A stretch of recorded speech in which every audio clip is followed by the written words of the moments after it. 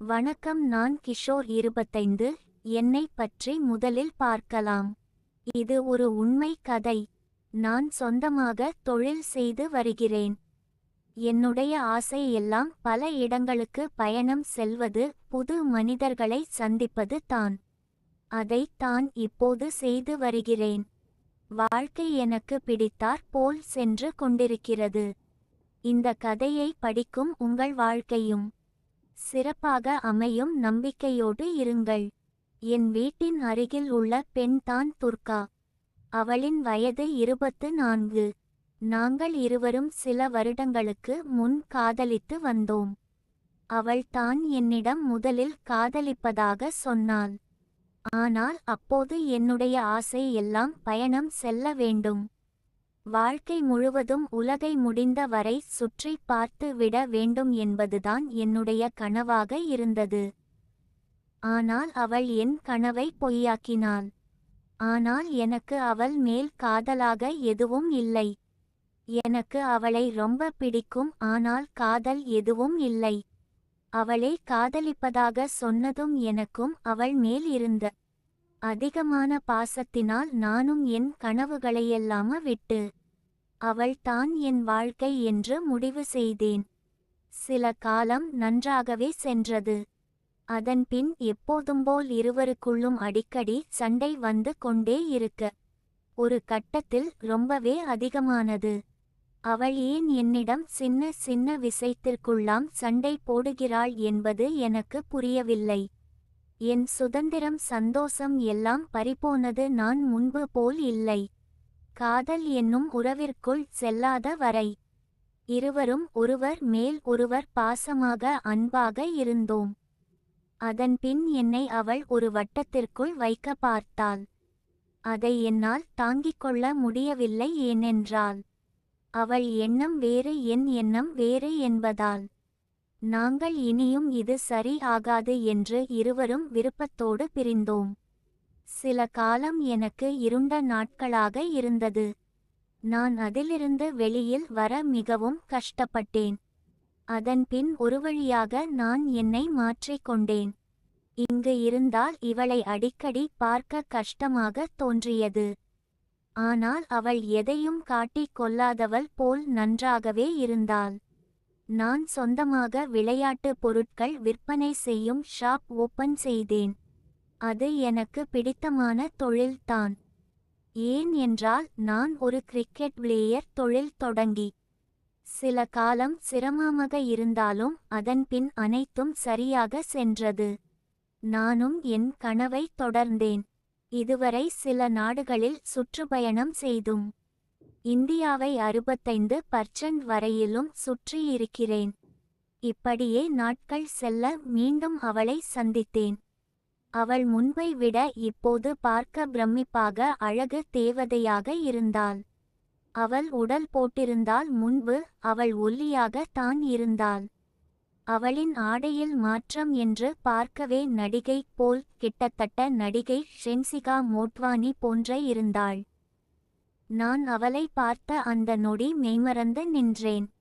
அவள் என்னிடம் எப்படி இருக்கிறாய் என்று கேட்டாள். நான் நன்றாக உள்ளேன் என்றேன். அவளும் நன்றாக இருப்பதாக தெரிவித்தாள். அவள் என்னிடம் கூறியது போலவே உனக்கு பிடித்தை செய்கிறாய், சந்தோஷமாக உள்ளது என்றாள். அவள் பெங்களூரில் உள்ள ஒரு நிறுவனத்தில் வேலை செய்வதாக சொன்னாள். அவளின் அக்காவின் திருமணத்திற்காக வந்திருப்பதாக கூறினாள். அவளின் அக்காவிற்கு திருமணம் என்பது எனக்கு தெரியாது. எப்போ என்று கேட்டேன். அவள் வரும் திங்கள் அன்று தான் என்றாள். அதற்கு இன்னும் 2 நாட்கள் உள்ளது. என்னையும் திருமணத்திற்கு அழைத்தாள். நீ ஆளே மாறி விட்டாய், முடி வேறு வளர்த்து இருக்கிறாய் என்றாள். நீயும் தான் மாறி விட்டாய் என்றேன். உன்னை பார்த்தது சந்தோஷமாக இருக்கிறது. எவ்வளவு வருஷம் ஆச்சிடா என்றாள். உன் போன் நம்பர் குடுடா என்றால் நானும் கொடுத்தேன். அதன்பின் இருவரும் அவர் வீட்டிற்கு சென்றோம். நான் என் பெற்றோரை பார்த்துவிட்டு குளித்துவிட்டு என் அறைக்குள் சென்று ஒரு நல்ல தூக்கம் போட்டு எழுந்தேன். அப்போது மணி மாலை 5. மறுபடியும் குளித்துவிட்டு என் நண்பர்கள் பார்க்க சென்றேன். அவர்களுடன் மகிழ்ச்சியாக இரவு பேசியும் சில்லுனு பீர் குடித்தும் கூத்தடித்தோம். அப்போது அவள் எனக்கு மெசேஜ் செய்திருந்தாள், ஆனால் நான் ரீப்ளை செய்யவில்லை. வீட்டிற்கு சென்றதும் செய்யலாம் என்று தோன்றியது. அவளுடன் பேச வேண்டும் என்ற ஆர்வம் தூண்டியது. அதனால் விரைவாக வீட்டிற்கு வந்தேன். வந்தவுடன் அவளுக்கு ரீப்ளை செய்தேன். அவள் என்ன வேலையாக இருக்கிறாயா என்றாள். இல்லை என்றேன். அப்போ கால் பண்ணு என்றால் போன் செய்தேன். இருவரும் அவ்வளவு மகிழ்ச்சியாக உரையாடினோம். அவள் என்னுடன் பேசும் போது சந்தோஷமாக இருக்கிறது. எவ்வளவு நாள் ஆச்சிடா இப்படி இருந்து என்றாள். எனக்கும் மகிழ்ச்சியாக இருந்தது. இரவு முழுவதும் பேசினோம். நேரம் போனதே தெரியவில்லை. மறுநாள் நான் போன் செய்தேன், பேசினோம். அவள் வேலை எப்படி போகிறது என்று கேட்டேன். நன்றாக செல்கிறது என்றாள். அப்புறம் உனக்கு எப்போ கல்யாணம் என்றேன். அதெல்லாம் நான் யோசிக்கவே இல்லை என்றாள். அப்படியே பேசும்போது தான் தெரிந்தது அவள் வாழ்க்கையில் மறுபடியும் ஒரு காதல் செய்தாள் என்று. அவளே கூற அவன் அவளை ஏமாற்றி விட்டதாக கூறினாள். உன்னை பார்க்க வேண்டும் போல் இருக்கிறது என்றாள். ஏன் என்றேன். காரணம் எல்லாம் இல்லை. எனக்கு ஆண்களை பிடிக்கவே இல்லை, ஏமாற்றுகார்கள். ஆனால் நீதான் வித்தியாசமாக இருக்கிறாய். நான் உன்னுடன் பேசும்போது தான் மகிழ்ச்சியாகவும் பாதுகாப்பாகவும் உணர்வதாக கூறினாள். உன்னை போன்றவன் தான் எனக்கு வேண்டும். ஆனால் நாம் இப்படியே இருக்கலாம். இந்த காதல் கல்யாணம் எதுவுமே வேணாம், ஆனால் நீ வேணும் என்றாள். அப்போது தான் புரிந்தது அவள் நொந்து போயிருக்காள் என்று. அவளுக்கு நான் தான் மருந்து என்று தெரிந்தது. இருவரும் ஒரு முடிவுக்கு வந்தோம். அவள் என்னை பார்க்க வேண்டும், நீ வா என்றாள். இப்போது எப்படி வருவது என்றேன். அப்போ இரவு எல்லோரும் தூங்கிய பின் வா என்றாள். நான் உனக்காக என் வீட்டின் மொட்டை மாடியில் காத்திருப்பேன். இரவு நான் உனக்கு வாட்ஸ்அப் மெசேஜ் செய்வேன், வந்துடு என்றாள். அவளின் அழைப்பிற்காக போனையே பார்த்தபடி இரவு படுத்து இருக்க.